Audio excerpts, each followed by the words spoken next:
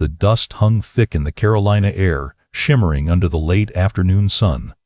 The range at Fort Bragg buzzed with noise, rifle bolts snapping, targets clanging, the low chatter of a dozen recruits who hadn't yet learned when to stay quiet. Through that crowd walked Sergeant Leah Monroe, slender, calm, her hood drawn low against the glare. A faint trace of black ink curved along her neck, small, exact numbers tattooed into the skin. Coordinates. The whispers started before she reached the firing line. Coordinates to her ex's house, one recruit joked. Maybe her favorite nail salon, another added, loud enough for the group to laugh. Even a few instructors smiled behind their glasses. The kind of casual disrespect that passes fast but cuts deep. Monroe said nothing. She adjusted her sling, brushed the sand from her sleeve, and kept walking. In her mirrored lenses, the range stretched endless, targets lined like ghosts waiting for judgment. Her eyes stayed steady, no anger. Just the stillness of someone who'd been tested before, far from home, and already knew who she was. Before we begin, make sure to subscribe to Military and Veteran Stories so you never miss these true tales of courage. And tell us in the comments, where are you watching from today? Sergeant Leah Monroe did not look like the kind of legend people whispered about in bars and briefing rooms. She looked like a tired instructor on another long-range day at Fort Bragg. Her uniform was the same faded green as everyone else's, seams softened by sand and time. The only things that stood out were her posture and her eyes. She moved with the quiet balance of someone who had carried weight over too many miles, and her gaze never wandered. It measured, counted, and understood. At 34, Leah was older than most of the candidates in front of her. She had been a combat sniper in Iraq, working streets where every window could be a muzzle and every shadow a farewell. Her call sign back then had been Phantom 6, a name that meant nothing to the young men milling around her now. To them, she was just another Army sergeant with a clipboard and a rifle. The coordinates tattooed at the base of her neck drew more attention than her badge. Black ink, tight numbers, etched in a straight line just above her collar. No dates. No names. No explanation. When the wind lifted her hood just enough, the digits flashed like a code no one cared to crack. "Here she comes again," Staff Sergeant Reed Lawson muttered, nudging the Ranger candidate next to him. Lawson was younger, taller, with the lazy confidence of someone who had been good at everything so far. "Our mystery map." The candidate smirked. "Maybe it is the address of the mess hall. She looks like she lives there." Lawson grinned, not cruel but careless. He did not think of himself as disrespectful. To him, it was just range banter, the kind of talk that kept long days from dragging them under. He had never seen what real silence looked like. Up on the small rise overlooking the firing line, Commander Cole Harrison watched the exchange with mild amusement. Navy SEAL, early 40s, shoulders like stacked stone under his tan blouse. He had flown in 2 nights earlier to oversee a joint sniper evaluation between his SEAL candidates and the Army's best. He had expected a crusty master sergeant or a grizzled warrant officer running the range. Instead, he had been introduced to Sergeant Leah Monroe, Army sniper instructor. A sergeant leading SEAL evaluation week. Harrison had not said anything in the briefing room, but the question had sat at the back of his mind like grit under a contact lens. He did not doubt Army snipers could shoot. He doubted higher command's choice to put this particular one in front of his men. Down on the gravel, Monroe walked the line with measured steps. She checked rifle rests, scopes, and magazines, her gloved hand brushing dust from bipods and adjusting legs with quick, practiced motions. She did not waste words. When she saw something wrong, she fixed it. When she saw something right, she made no comment at all. "Sergeant," Harrison called from behind the glass of the small tower. "How are we looking?" She lifted her eyes briefly, the brim of her cap shadowing her face. "Targets are set. Wind is shifting left to right, about 8 miles an hour. I briefed them." Her voice was soft but steady, the kind that did not need to be raised to be heard. Harrison gave a small nod that felt more like a test than approval. Near the center of the line, a young trainee fumbled with his magazine. His hands shook just enough that bullets rattled against the metal. Monroe watched from a few feet away, arms folded. She could have stepped in early. Instead, she waited, letting him struggle long enough to feel it, but not long enough for panic to root. When his first 3 shots went wild, kicking dust nowhere near the steel, the snickers started. Lawson shook his head dramatically. If he shoots any wider, he is going to hit the parking lot. Monroe walked over, boots crunching on spent casings. She did not look at Lawson. She knelt beside the trainee, her knee pressed into the dirt beside his elbow. "Grip," she said quietly. Breath, trigger, 3 words. No lecture, no raised tone. She shifted his right hand just a fraction, rolled his shoulder forward, and set 2 fingers against his ribs. "Breathe with these. Do not fight them." The trainee swallowed, nodding. He sighted in again. The range noise dimmed in his ears, narrowed down to the slow lift of his chest and the weight of her hand. He squeezed. The shot cracked through the warm air, sharp and clean. A heartbeat later, the steel plate rang loud and clear. There was a small pause, almost too quick to notice. The kind of silence that arrives when people realize something did not go the way they expected. Then someone muttered, "Fluke." Another said, "Even a broken watch." Lawson forced a laugh that sounded thinner than before. Monroe rose without comment and stepped away, moving toward the next firing point. She did not look back to see the trainee's stunned expression or the way his shoulders straightened. From the tower, Harrison leaned forward in his chair. He had been watching through a spotting scope, more out of habit than interest. Now he adjusted the focus, tracking Monroe as she moved along the line. Her corrections were small, precise. She tapped a barrel down here, raised a cheek weld there, and every time the results improved. "Interesting," he murmured. Behind him, Captain Mark Vance stood with his arms crossed, eyes on the same scene. Vance wore the bars of a company commander, but the way he had greeted Monroe that morning had not been standard. It had been quieter, almost deferential. Harrison had noticed. He just had not asked. "You know her?" Harrison asked now, keeping his tone casual. Vance's jaw tightened for a moment. "Long enough," he said. "She knows what she is doing." Harrison waited for more, but nothing came. The answer was not evasive. It was protective. He filed it away and turned his attention back to the range. Down below, Lawson could not let it go. As Monroe passed behind his firing point, he raised his voice just enough for others to hear. "Hey, Sergeant, that ink of yours ever point to anything interesting? Or is it just decoration?" A few of the men chuckled. Someone else chimed in. "Maybe it is the coordinates of the mall." "She looks like she knows where the sales are." Monroe's step did not falter. She kept walking, eyes forward. The only sign she had heard them at all was the brief, almost absent lift of her hand to the back of her neck, fingers brushing the edge of the numbers as if checking they were still there. Captain Vance's gaze hardened. He opened his mouth, then closed it again. Leah had been through far worse than lazy jokes on a safe range.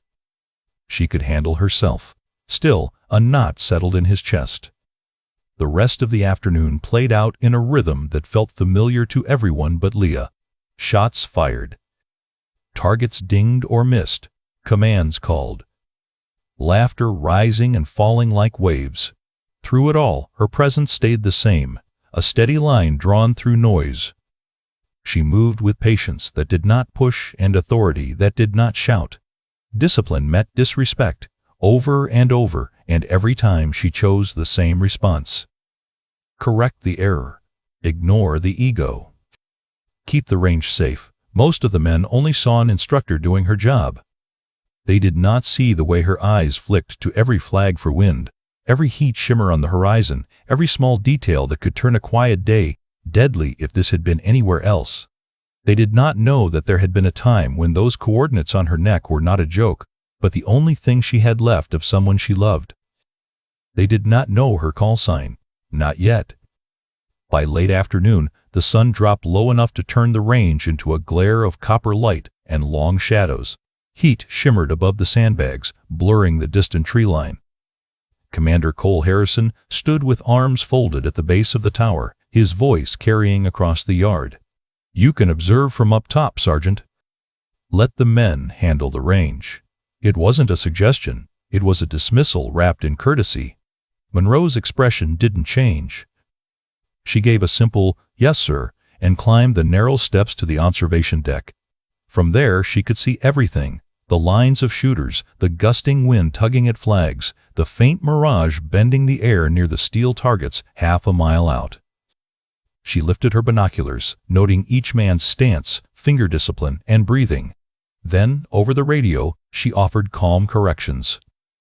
"Shooter 3, adjust 1 click left. Shooter 6, hold a half mil high." No one responded. Down below, rifles thundered, dust rose, and metal targets stayed silent. Harrison leaned against the tower rail, pretending not to notice. He said something into his own radio, voice lighter, almost mocking. "We'll get it, Sergeant. You just keep watching." The next volley scattered wide again. She keyed her mic once more. "Wind drifts increasing. Read your flags. Mirage is pulling left." Silence answered her. The only sound was the crack of rifles and the frustration building in each man's shoulders.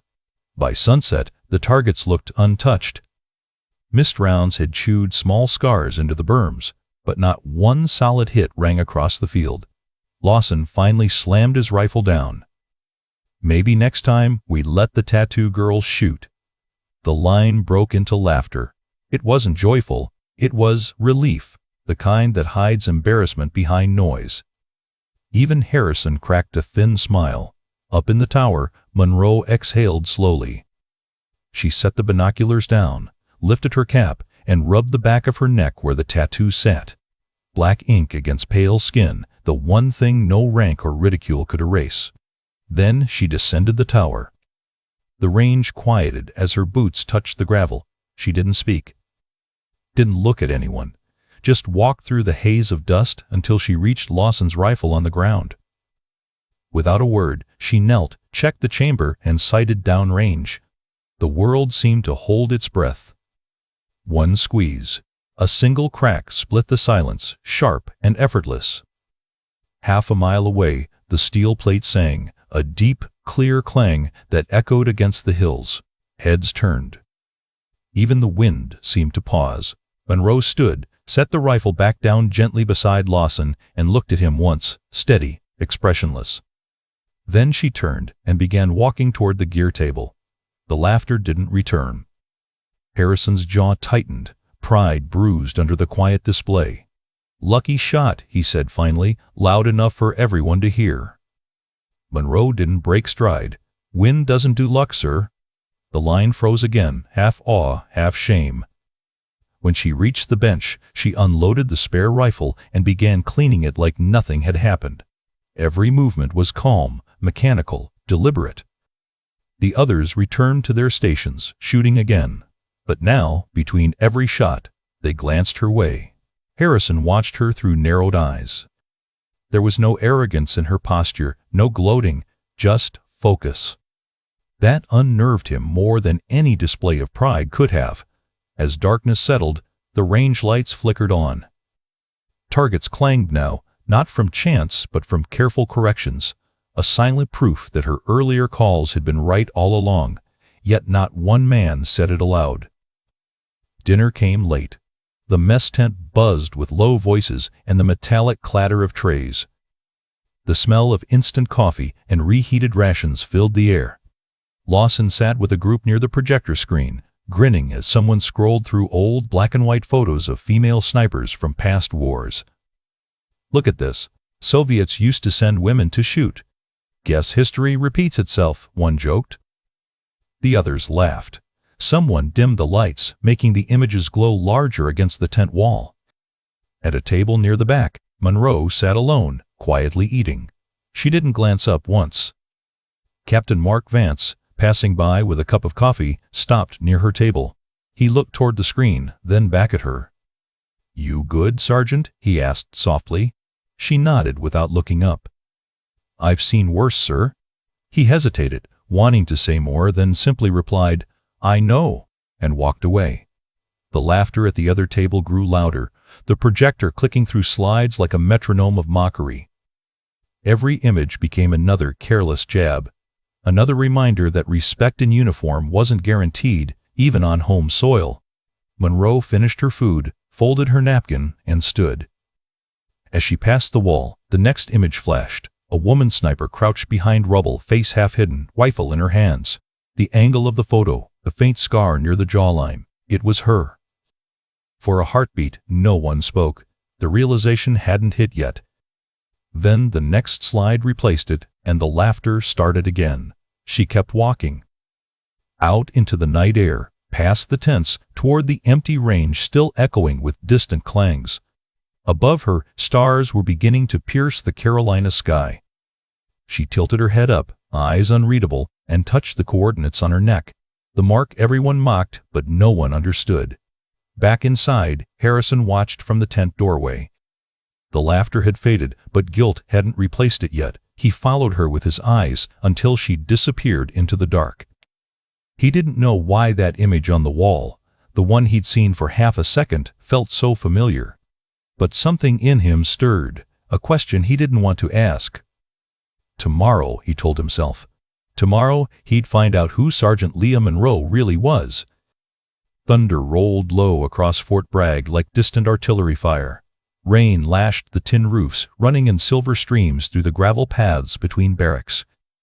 Power flickered, lights blinking across the compound in a rhythm that made the night feel alive. Inside the armory, the emergency lights buzzed a faint yellow glow. Rows of rifles hung in perfect symmetry, their metal catching every flash of lightning. Monroe sat at a bench near the back, sleeves rolled, disassembling a rifle piece by piece with the patience of a clockmaker. Each movement was quiet, measured, ritual.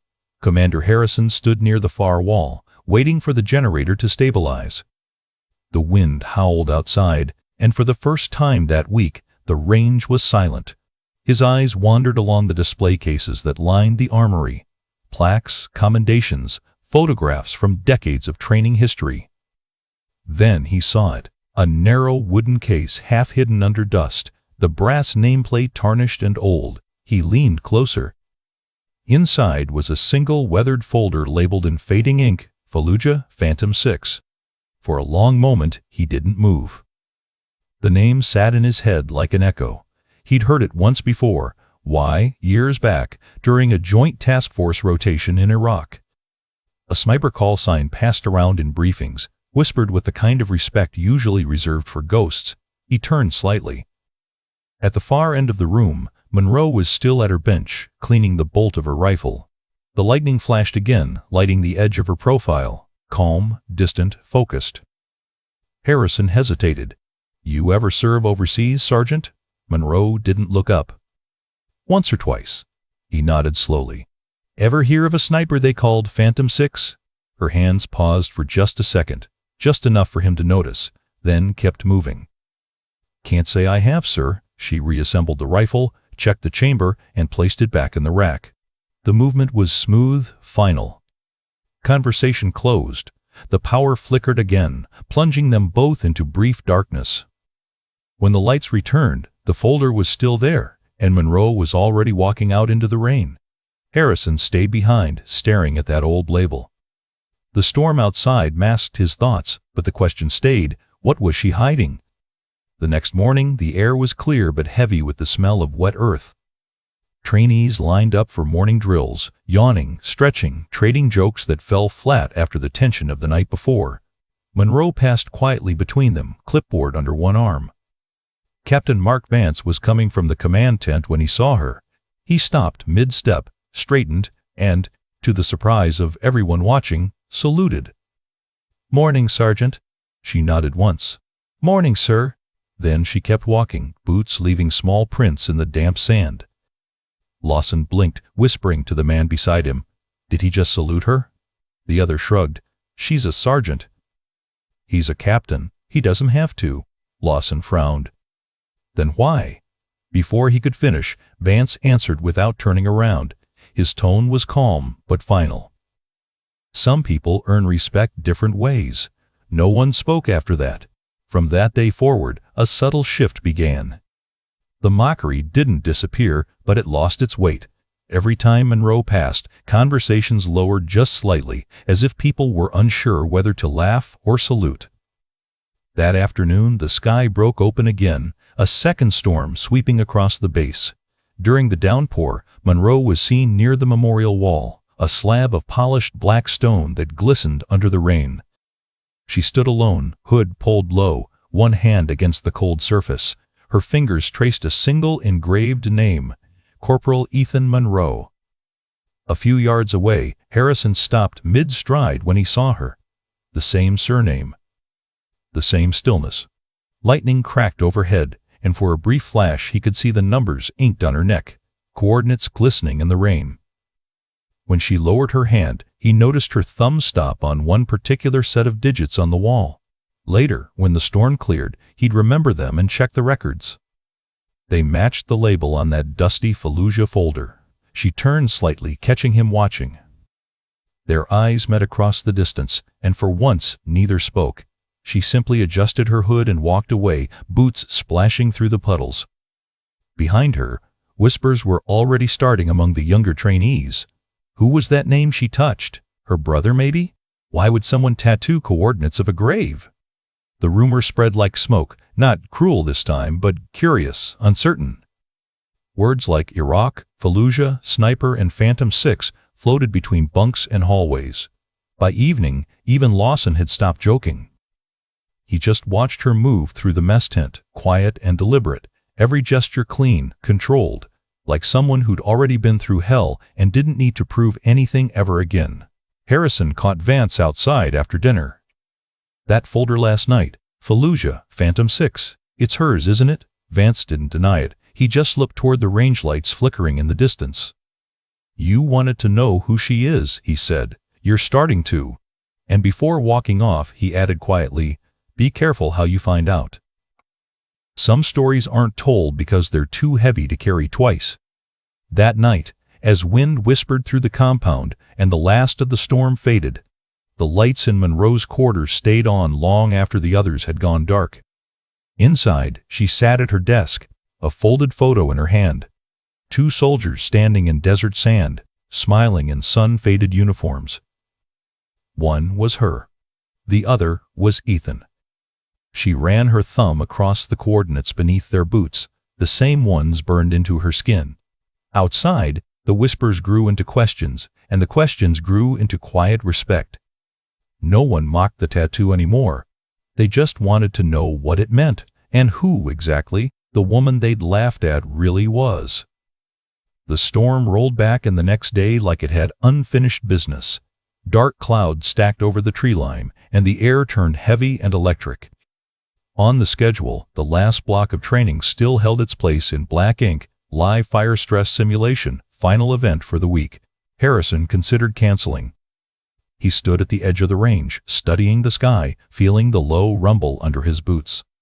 Then he looked at his watch, looked at the assembled candidates already geared up and keyed, and shook his head. We run it, he said. Weather is weather. Combat does not reschedule. Monroe was already moving along the line, checking ear protection, eye protection, and rifles. Her voice carried just enough to be heard over the wind.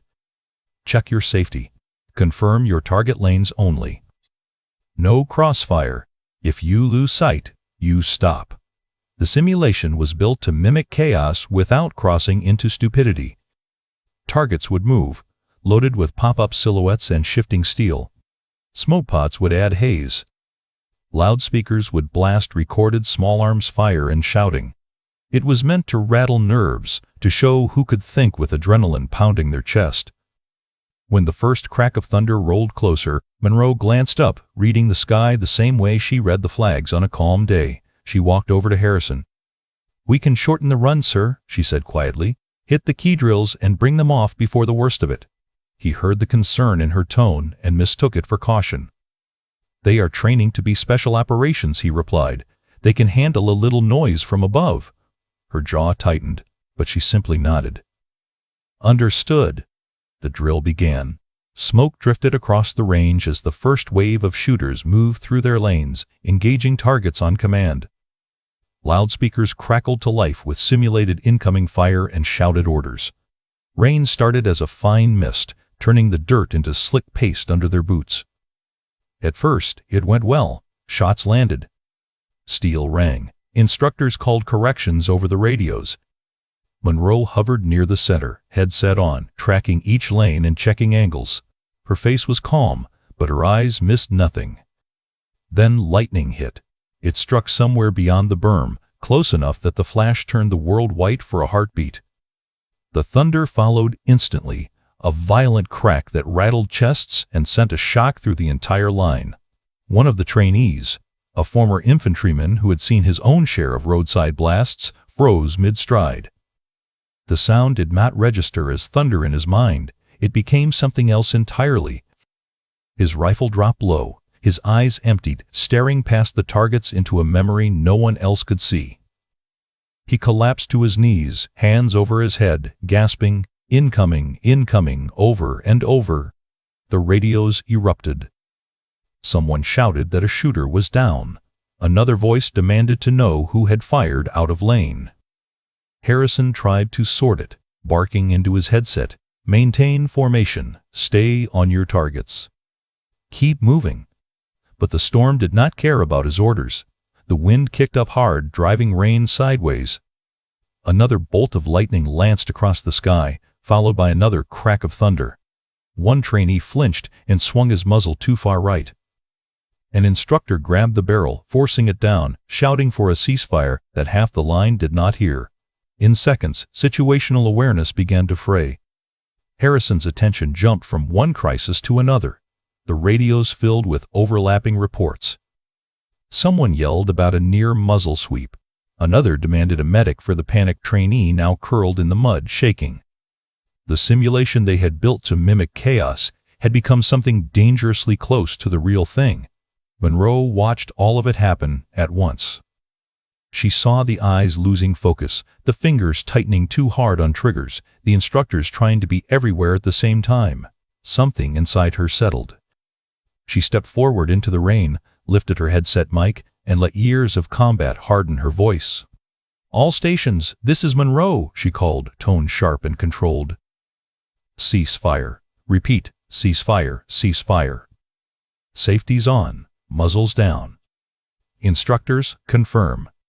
There was something in her tone, not volume but authority, the kind that comes from having been obeyed under far worse skies. One by one, the reports came in. Lane 1, safe. Lane 2, safe. Lane 3, safe. The gunfire stuttered, then stopped.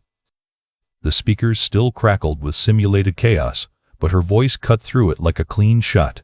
"Coleman to lane 5, she added, already moving toward the trainee on his knees. "Everyone else, maintain position until cleared. Do not move without an instructor." Harrison turned to look at her. It hit him then that he had never heard her speak that way before, not on the range. Not in the briefings. This was not Instructor Leah Monroe. This was something older, sharper, someone who had directed real fire under a sky full of real metal. She reached the panicked trainee first. Dropping to one knee beside him, she kept her voice low but firm. "You are at Fort Bragg," she said. "You are in training. There is no incoming. Look at me." His breathing came in ragged bursts. Rain ran down his helmet and nose, mingling with sweat. His hands shook so hard he could barely focus. She took hold of his wrist, grounding him. "Count my fingers," she ordered. "One breath for each. In. Out. You are here. You are not over there. Hear the rain. Smell the dirt. That is this place. Stay with it." Gradually, the wildness in his eyes began to ease. He focused on her face, on the calm steadiness that did not flinch with the next rumble of thunder. When the corpsman arrived, she helped transfer him, then stood, scanning the line again. "All lanes safe, all weapons cleared," came the final radio call. "Copy," she replied. "Instructors, guide your shooters off the line. Range is cold." There was no confusion now. No one questioned who was in charge. Her commands moved through the formation like wind through grass, invisible but undeniable. Harrison watched, headset forgotten around his neck. This was what Vance had hinted at. This was why the captain had saluted a sergeant in front of everyone. Once the line was cleared, and the trainees were moving toward the covered staging area, Monroe checked the roster board hanging from the tower wall. Her eyes moved row by row, counting names, tallying faces in her memory.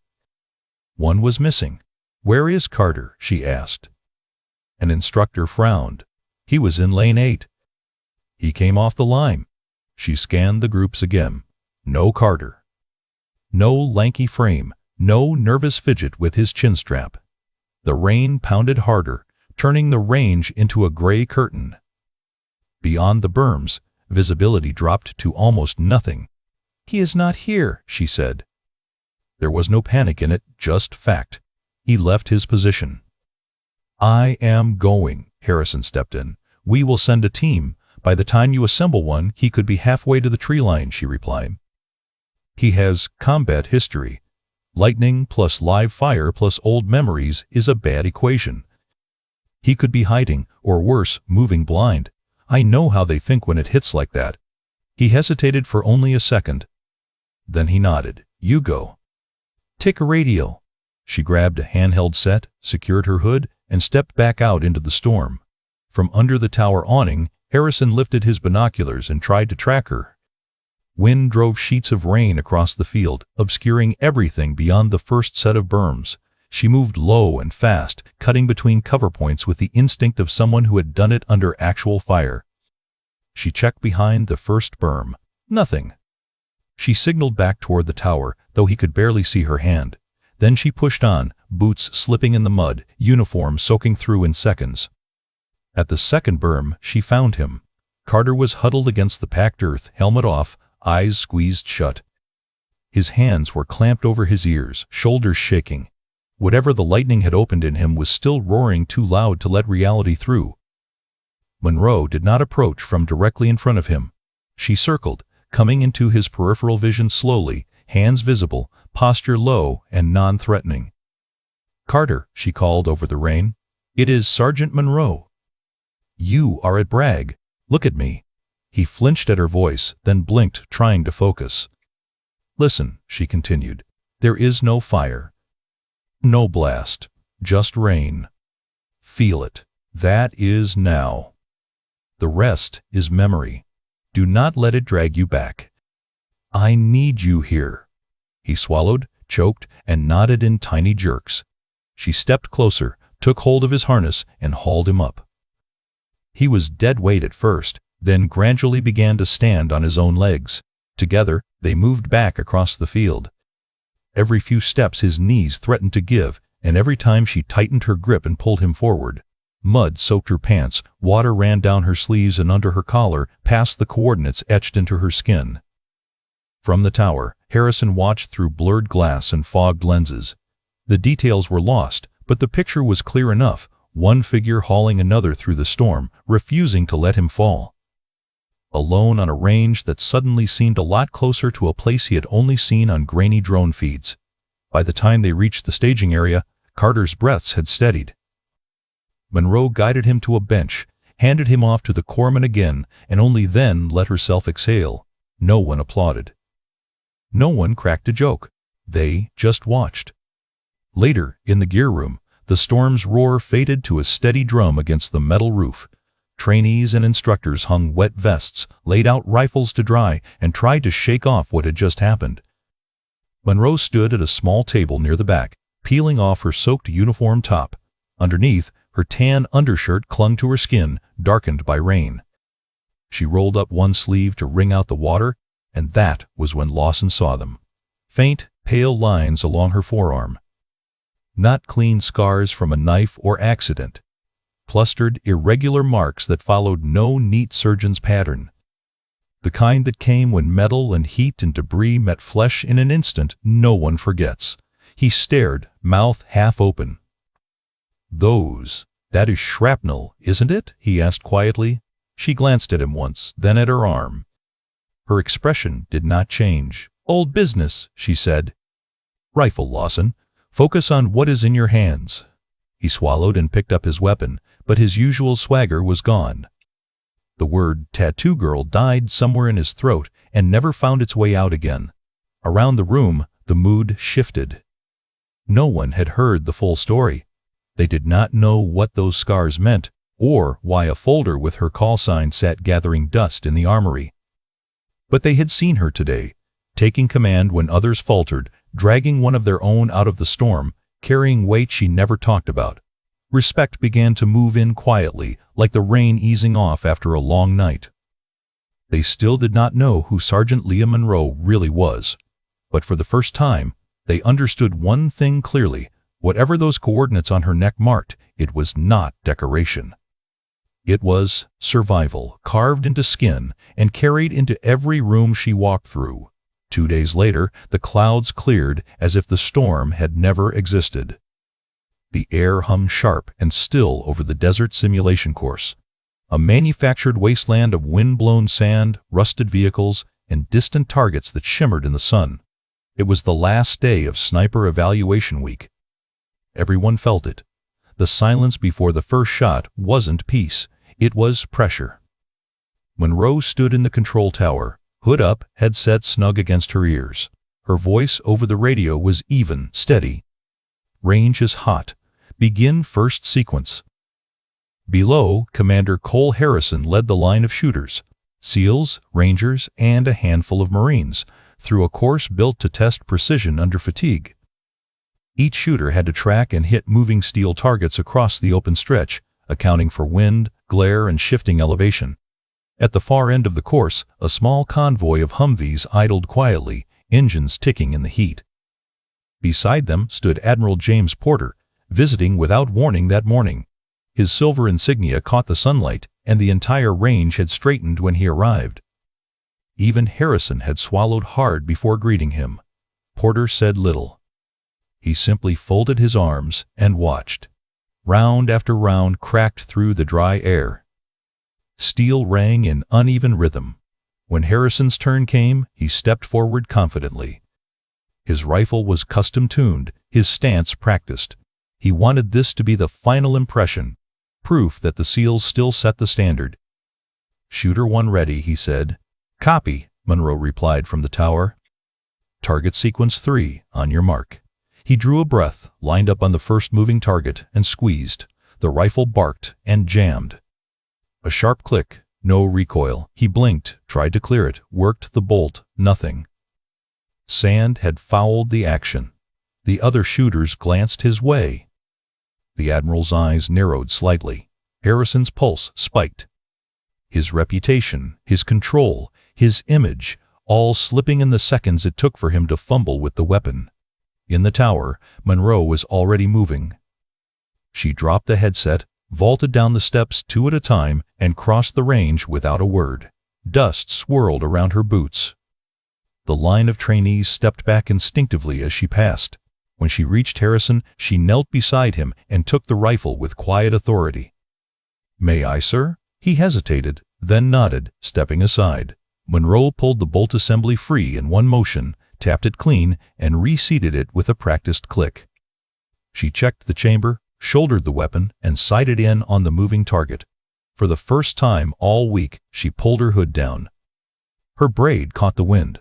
The light struck her face full on, sharp features, focused eyes, the faint glint of a sniper's calm that belonged somewhere far more dangerous than a training course. She fired once. The steel plate, half a mile out, rang, pure and clean. Admiral Porter, standing near the vehicles, froze mid-breath. His hand dropped from his chest, eyes locked on her. The voice that came out of him was barely above a whisper. "Phantom 6? The name rippled across the range like a shockwave. Harrison turned sharply. The trainees glanced at one another, confused. Porter stepped forward slowly, his face pale, his tone breaking between disbelief and reverence. "You were the one who held the tunnels in Fallujah," he said. Every sound died. The wind stopped. The clang of the steel plate echoed once more, then faded into complete silence. Monroe lowered the rifle, her breathing steady. For a moment, no one moved. Then Harrison, who had spent the week doubting, dismissing, and underestimating her, finally understood why the old reports, the folder in the armory, and the quiet respect from Captain Vance all carried the same ghostly call sign. Phantom 6 wasn't a legend. She was standing right in front of him. No music, no applause. Just the sound of the flag snapping once in the afternoon wind as every man and woman on that range stood frozen, eyes fixed on the woman they'd mocked. The sniper who had survived when others didn't, the ghost who had walked out of Fallujah and into their training range as if it were nothing. In that silence, every joke, every doubt, every careless word collapsed into dust. The wind carried a dry hush across the range, stirring only the dust and a few stray brass casings at their feet. Monroe stood tall in the silence, the rifle resting loosely against her leg. Her hood hung back now, braid damp with sweat and dust, eyes fixed ahead. "Just doing my job, sir," she said quietly. Her tone was simple, steady, like the phrase had been rehearsed over years of carrying it. Admiral James Porter stepped forward first. The silver of his insignia flashed once in the sunlight as he came to attention. Then, in front of everyone, officers, recruits, instructors, he raised his hand in salute. It was not slow, not ceremonial. It was real.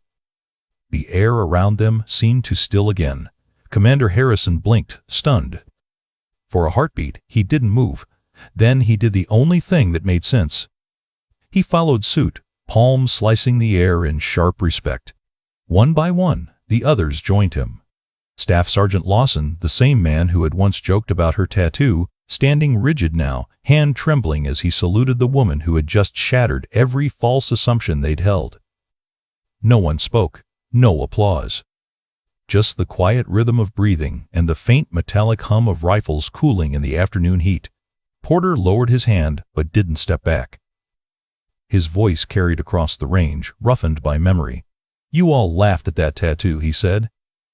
"But those coordinates," he pointed gently toward the mark on her neck, "they're not decoration. They mark where half a platoon made it home because of her. Because Phantom 6 didn't walk away when everyone else was gone." The men and women standing there didn't know how to react. Some looked down. Others stared at her as if seeing her for the first time. Porter's tone softened. "Remember that next time you think quiet means weak. The strongest voices on the battlefield aren't always the loudest. Sometimes they're the ones that keep shooting after the radio goes dead." Monroe looked away, uncomfortable with the praise.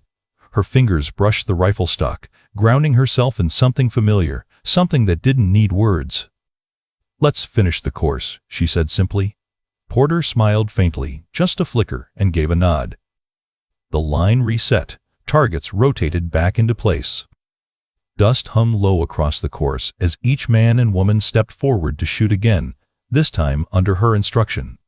"Wind left to right, 8 miles an hour," Monroe called. "Adjust half mil high." Every voice answered in unison now. "Copy." Not one correction went ignored, not one command questioned. Every movement on that line followed her rhythm, quiet, efficient, precise.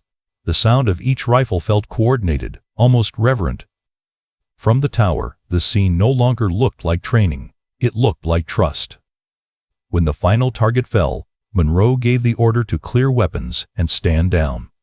The men gathered their gear in silence, eyes steady, postures sharper.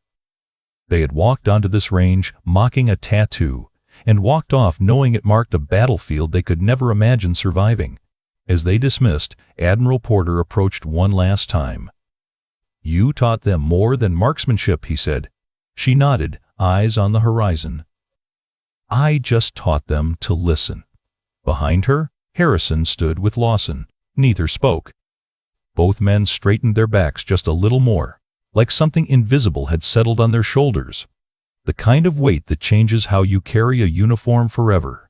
And as the sun dipped behind the ridge, the sound of boots faded into silence. Not the uneasy silence of mockery, but the earned, heavy quiet of respect. Dusk settled softly over Fort Bragg, painting the horizon in shades of gold and deep blue. The storm-scarred range was quiet now, wind whispering through the torn flag edges and the lingering smell of gun oil hanging in the air. A small formation stood assembled near the command tent. No ceremony music, no cameras, just soldiers gathered beneath a sky that had seen enough. Admiral Porter stepped forward, commendation ribbon in hand. His voice carried only as far as it needed to, for exceptional composure under pressure, for leadership, and for reminding us what quiet strength looks like. Sergeant Leah Monroe. Applause wasn't ordered, but it rose anyway, soft and respectful. Monroe stepped forward, still wearing the same faded fatigue she'd trained in. The ribbon caught the dying light as the Admiral handed it to her. She nodded her thanks, then, instead of pinning it to her chest, slipped it neatly into her pocket. Porter watched her do it, a small smile at the corner of his mouth. "You've never been one for display, have you?" "Never needed to be, sir," she replied. When the gathering broke up, Harrison waited until the last few stragglers drifted away before approaching. His boots scraped against the gravel, his voice quiet, but weighted. "You could have told us who you were." She met his eyes for the first time without a trace of tension. "Would it have changed how you listened?" He opened his mouth, but there was no answer good enough for that. He only nodded once, sharply, in respect. A few paces behind him, Lawson approached, his face pale in the fading light. "Sergeant," his voice faltered, roughened by humility. "We were out of line." "I was out of line." Monroe studied him for a moment, then gave a faint nod. "Just learn from it," she said. "That's what the job's for." He nodded, unable to meet her eyes, and stepped back. As the evening deepened, the base lights flickered on one by one, cutting small circles into the dark. The others headed for the mess hall, but Monroe stayed behind. The range stretched empty before her, silent, washed clean by the rain. She walked toward the firing line, the one place she'd always felt steady, and paused by the flagpole. The wind lifted the edge of her hood as she raised a hand to the tattoo at her neck. The ink was still dark, still sharp, but it no longer felt heavy. It wasn't a scar. It wasn't a mark of grief anymore. It was memory. Coordinates not of loss, but of survival. Respect isn't demanded with words or ranks. It's earned quietly in how you carry the weight of what you've survived. Some marks aren't decoration. They're history, written on skin, remembered in silence. In every uniform there are stories you'll never see. Battles fought long before the laughter, scars hidden beneath the sleeves, and memories carried in silence. Sergeant Leah Monroe never asked for recognition. She didn't speak of medals, missions, or the ghosts that followed her home. She simply showed up, did the work, and reminded everyone that courage doesn't need an announcement. Because real strength isn't loud. It's steady. It's the quiet decision to stand when no one's watching, to lead when others doubt, and to keep walking long after the noise fades. If you enjoyed this story, please subscribe for more military and veteran stories. These stories keep the courage alive for generations to come.